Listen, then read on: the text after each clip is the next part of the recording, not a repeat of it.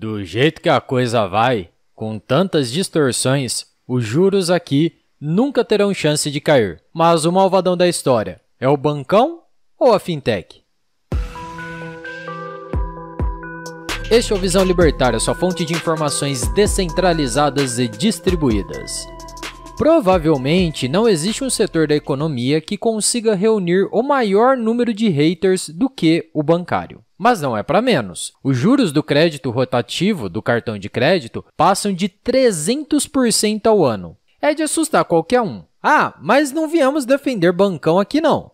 Mas os bancos sofrem um pouco. Eles não são instituições de caridade. Os juros são o custo do risco em relação ao tempo. Se está nesse nível, é porque os custos estão altos, seja pela inadimplência, por impostos, por taxas regulatórias e tantas burocracias que até já foram piores, vamos admitir. Mas vamos explicar cada ponto. Pense aí, por que um banco emprestaria dinheiro para um Zé das Couve que está começando o negócio com poucos recursos, cheio de incertezas e licenças fiscais só para começar, que nem sabe se vai dar certo? Se o banco pode emprestar para o governo e receber de volta com 12% a mais ao ano em 2 anos. Essa é a rentabilidade anual de um título do Tesouro Direto, com juros prefixados para 2024. Ou seja, já se sabe quanto vai receber antes mesmo de investir. É claro que se deve considerar a perda com o IPCA, se estiver subindo nesse período.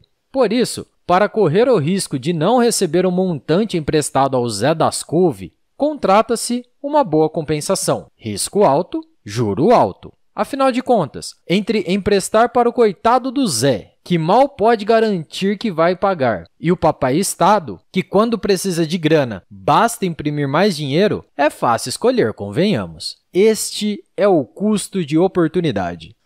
Você decide se a relação entre risco e retorno de emprestar para alguém que, com toda boa fé, pode não conseguir devolver, é bom ao ponto de você deixar de lado o investimento mais seguro. E não é só banco que precisa fazer essa escolha. É preciso considerar isso, inclusive, quando vai empreender uma grana no negócio próprio ou até investir na empresa de alguém. Afinal, para que passar raiva com funcionários, governos, rebolar para atender às normas regulatórias, gastar com aquela taxinha para fiscais aliviarem a barra, ser tratado como malvadão e ainda correr o risco de ser mais um na metade dos negócios que não sobrevivem por mais de 5 anos. Mesmo que seja alguém desenvolvendo uma solução para o mercado financeiro que ajudasse a diminuir custos e riscos ao emprestar o dinheiro, acaba sendo inviabilizado pelo Estado, que só existe para reter e desperdiçar o que produzimos, e que, para continuar se sustentando, precisa pagar um bom prêmio. Isso tudo leva a níveis altos de inadimplência. Hoje, ainda é um absurdo, apesar de ter melhorado muito nos últimos anos. Inadimplência é mais uma palavra bonita para dizer pessoas que deixaram de pagar. Vulgo calote. É triste, mas cada família sabe o que precisa priorizar para viver quando cai nessa situação. Os casos de má fé não são maioria, mas os bancos, que não são bobos, procuram fazer todo o resto.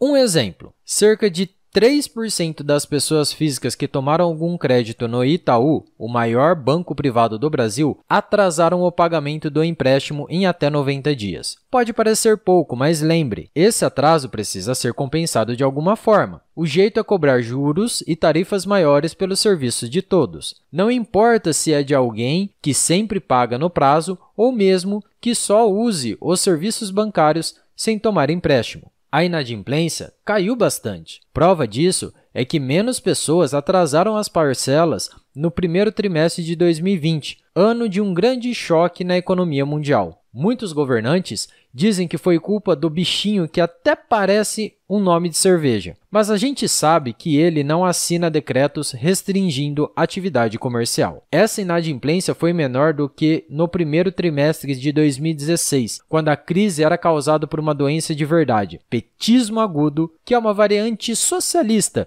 que assola o país há décadas. É por isso que o Estado é um grande sócio parceirão nesse setor. Os bancos são um dos primeiros a receber dinheiro novo, emitido pelos bancos centrais. Além de prejudicar a todos nós com os impostos, tem os bancos estatais. O Fernando Uric, de vez em quando, pergunta, na hora de controlar juros, de que adianta haver uma autonomia do Banco Central se o governo tem banco estatal?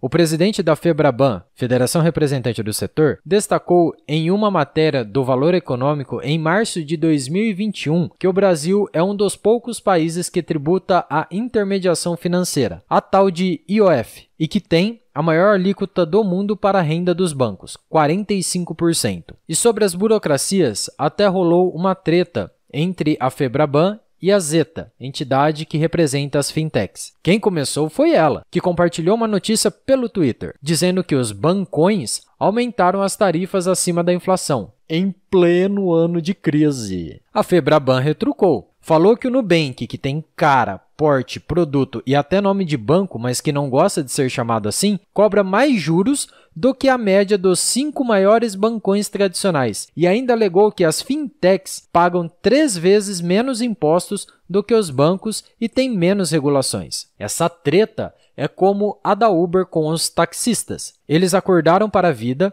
vendo que estão ficando para trás, e não tem como ser mais competitivos por causa do Estado, que regula a atividade deles. Em cada corrida, eles já saem perdendo por não poder cobrar um valor mínimo menor para competir com os motoristas de aplicativo.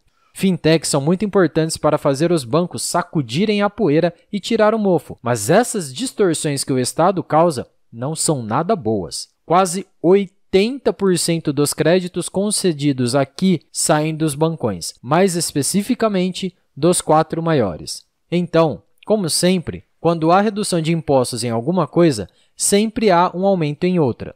Quem é que você acha que paga mais para compensar a diferença dos impostos sobre as fintechs em relação aos bancos antigos? Pois é, você aí tem alguma conta em algum bancão? Então, todas as distorções são culpa do Estado. Primeiro, dificultando ao máximo que pode o aumento dos novos concorrentes e depois, ao tentar facilitar um pouco a parte da concorrência. Na prática, ele acaba prejudicando não os bancos, mas os correntistas, que pagam a mais para sustentar a diferença tributária, determinada para ajudar os amiguinhos techs do governo a conseguir crescer no setor. Por tudo isso, já tem muita gente concluindo que o maior concorrente dos bancos não são as fintechs, mas o Banco Central.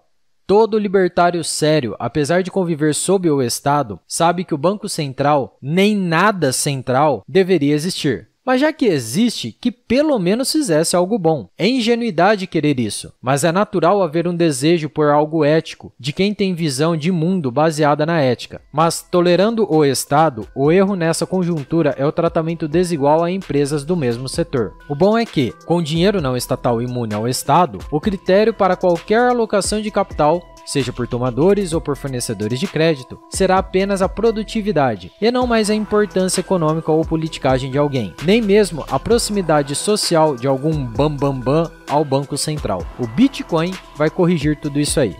Obrigado pela sua audiência. Esse artigo foi sugerido e escrito por Peter Usa Adblock e vive de AdSense, revisado por Stanley Calderelli e narrado por Coreia com K. Se você gostou desse artigo, clique no ícone de curtir abaixo e compartilhe o vídeo em sua rede social. Se você deseja ser notificado de outros vídeos, clique em se inscrever e depois no ícone da campainha. Até a próxima e tchau!